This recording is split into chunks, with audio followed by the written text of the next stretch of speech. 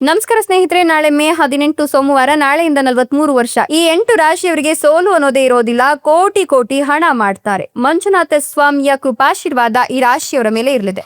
ಹಾಗಾದ್ರೆ ಆ ಅದೃಷ್ಟವಂತ ರಾಶಿಗಳು ಯಾವುವು, ಅವುಗಳಿಗೇನೆಲ್ಲ ಲಾಭ ಸಿಗುತ್ತೆ ನೋಡೋಣ. ಅದಕ್ಕಿಂತ ಮೊದಲು ಮಂಜುನಾಥ ಸ್ವಾಮಿಗೆ ಭಕ್ತಿಯಿಂದ ಲೈಕ್ ಕೊಟ್ಟು ಪ್ರತಿದಿನ ದಿನ ಭವಿಷ್ಯ ತಿಳಿಯಲು ನಮ್ಮ ಚಾನೆಲ್ ಅನ್ನ ಸಬ್ಸ್ಕ್ರೈಬ್ ಮಾಡಿ. ಹಾಗೆ ಬೇಗನೆ ನಮ್ಮ ವಿಡಿಯೋದ ನೋಟಿಫಿಕೇಶನ್ ಪಡೆಯಲು ಬೆಲ್ ಬಟನ್ ಕ್ಲಿಕ್ ಮಾಡಿ ಆಲ್ ಅಂತ ಕ್ಲಿಕ್ ಮಾಡ್ಕೊಳ್ಳಿ. ಇನ್ನು ನಿಮ್ಮ ಜೀವನದ ಸಕಲ ಸಮಸ್ಯೆಗಳಾದಂತ ಸತಿಪತಿ ಕಲಹ, ಪ್ರೀತಿಯಲ್ಲಿ ಮೋಸ, ಭೂಮಿ ವಿಚಾರ, ಕೋರ್ಟ್ ಕೇಸ್, ವ್ಯಾಪಾರ, ಹಣಕಾಸಿನ ತೊಂದರೆ, ಸಾಲಬಾಧೆ, ಸ್ತ್ರೀಯರ ಗುಪ್ತ ಸಮಸ್ಯೆ, ಹೀಗೆ ಹಲವಾರು ಸಮಸ್ಯೆಗಳಿಗೆ ಶಾಶ್ವತ ಪರಿಹಾರ ಮಾಡಿಕೊಡ್ತಾರೆ. ಡಿಸ್ಪ್ಲೇ ಮೇಲೆ ಕಾಣ್ತಕ್ಕಂಥ ಗುರುಜಿ ನಂಬರ್ಗೆ ಒಮ್ಮೆ ಕರೆ ಮಾಡಿ ನೋಡಿ. ನಾಳೆ ಮೇ 18 ಸೋಮವಾರ. ಈ ಸೋಮವಾರದಿಂದ ಮುಂದಿನ 43 ವರ್ಷ ಈ 8 ರಾಶಿಯವರಿಗೆ ಸೋಲು ಅನ್ನೋದೇ ಇರೋದಿಲ್ಲ. ಜೊತೆಗೆ ಕೋಟಿ ಕೋಟಿ ಹಣ ಮಾಡುವ ಯೋಗ ಇದ್ದು ಮಂಜುನಾಥ ಸ್ವಾಮಿಯ ಕೃಪಾಶೀರ್ವಾದ ಈ ರಾಶಿಯವರ ಮೇಲೆ ಬೀಳ್ತಾ ಇದೆ. ಹೀಗಾಗಿ ಈ ರಾಶಿಯವರ ಬಾಳು ಬಂಗಾರವಾಗ್ಲಿದ್ದು ಹಣ ಹೊತ್ತು ತರುವ ಸಂದರ್ಭ ಇದಾಗಿದೆ ಅಂತ ಹೇಳಬಹುದು. ಈ ರಾಶಿಯವರಿಗೆ ಸುಖ ಸೌಕರ್ಯಗಳು ಹೆಚ್ಚಾಗ್ಲಿದ್ದು ಮನೆ ಅಥವಾ ವಾಹನವನ್ನ ಖರೀದಿಸಲು ನೀವು ಅವಕಾಶಗಳನ್ನ ಪಡ್ಕೊಳ್ತೀರಾ. ಕೆಲಸ ಮಾಡ್ತಿರ್ತಕ್ಕಂಥ ಮೇಲಾಧಿಕಾರಿಗಳು ಮತ್ತು ಸಹೋದ್ಯೋಗಿಗಳು ಇವರ ಬೆಂಬಲವನ್ನ ಪಡ್ಕೊಳ್ತಾರೆ. ವೃತ್ತಿ ಜೀವನದ ಪ್ರಗತಿಯನ್ನ ನೀವು ಕಾಣ್ತೀರಾ. ಜೊತೆಗೆ ಆರೋಗ್ಯ ಗಮನಾರ್ಹವಾಗಿ ಸುಧಾರಿಸುತ್ತೆ. ಕುಟುಂಬ ಜೀವನ ಸಂತೋಷ ಮತ್ತು ನೆಮ್ಮದಿಯಿಂದ ಕೂಡಿರ್ಲಿದ್ದು ಬಹುನಿರೀಕ್ಷಿತ ಆಸೆಗಳು ಈಡೇರುವ ಸಮಯ ಇದು ಅಂತ ಹೇಳಬಹುದು.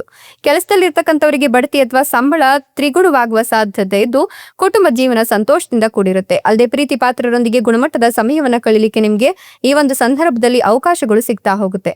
ಮನೆಯಲ್ಲಿ ಶಾಂತಿಯುತ ವಾತಾವರಣ ನಿಮ್ಮ ಸಂತೋಷ ಮತ್ತು ಮನಸ್ಸಿನ ಶಾಂತಿಯನ್ನ ಹೆಚ್ಚಿಸುತ್ತೆ.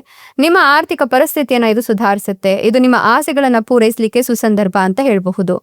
ನಿಮ್ಮ ಜೀವನದಲ್ಲಿ ಅನೇಕ ಸಕಾರಾತ್ಮಕ ಬದಲಾವಣೆಗಳನ್ನು ಅನುಭವಿಸ್ತೀರಾ. ಈ ಸಮಯದಲ್ಲಿ ಅನೇಕ ಆಸೆಗಳು ಈಡೇರುತ್ತೆ. ಶತ್ರುಗಳು ಮತ್ತು ಸಾಲದ ಸಮಸ್ಯೆಗಳು ನಿವಾರಣೆಯಾಗುತ್ತೆ. ನಿಮ್ಮ ಆದಾಯ ಗಮನಾರ್ಹವಾಗಿ ಸುಧಾರಣೆ ಕಾಣುತ್ತೆ. ಆರ್ಥಿಕ, ವೈಯಕ್ತಿಕ ಮತ್ತು ಆರೋಗ್ಯ ಸಂಬಂಧಿತ ಸಮಸ್ಯೆಗಳು ಕೊನೆಗೊಳ್ಳುವ ಸಮಯ ಇದಾಗಿದ್ದು ಶಾಂತಿ ಮತ್ತು ಸಂತೋಷ ತರುವ ಈ ಒಂದು ಸಂದರ್ಭದಲ್ಲಿ ಮದುವೆ ಆಗದೆ ಇರೋರಿಗೆ ಸೂಕ್ತ ವಧುವರರು ಸಿಗುವ ಸಾಧ್ಯತೆ ಕೂಡ ಇದೆ.